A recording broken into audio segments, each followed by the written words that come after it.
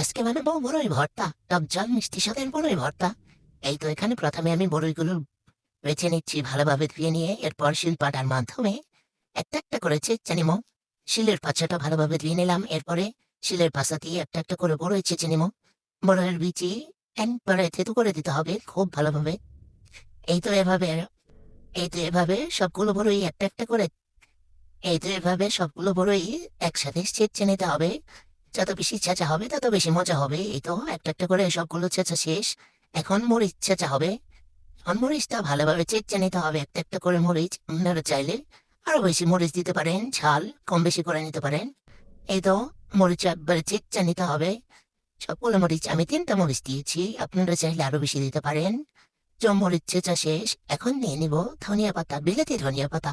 একটু কাচ্চা নেই, এক সাইডে রাইখে নেই, তারপরে দিয়ে দেব বিলেতি ধনিয়া পাতা। এই তো শিলের পাশাতে একটু কেচে নিলাম, এরপর এই যে ধনিয়া পাতাগুলো বেছে নিচ্ছি।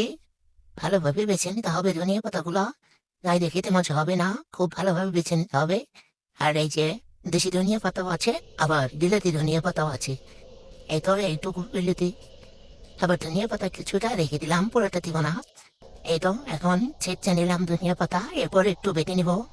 বেটে নেওয়ার পরে এখন 4-5টা বড় রয়েছে, এগুলো আর থাকবে কেন, এগুলো ছেঁচে দিয়ে দেই।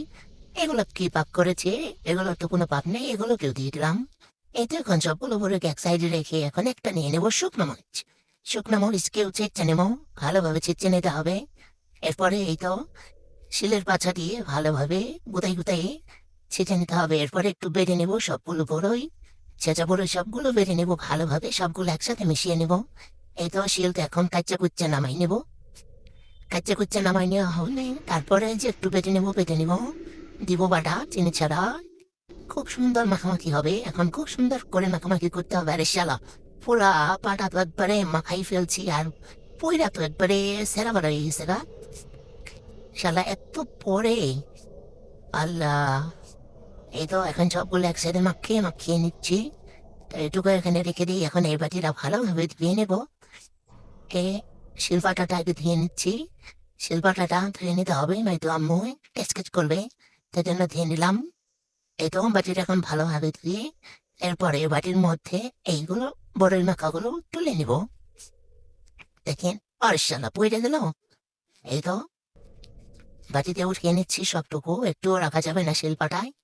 এই তো দেখেন কতটা লোভনীয় লাগছে, কত ইয়ামি ইয়ামি জুচি জুচি হয়েছে বড়ের মাখাটা। এই তো এখন লবণ দিয়ে দিচ্ছি, লবণ দিয়ে একটু মাখিয়ে নেব।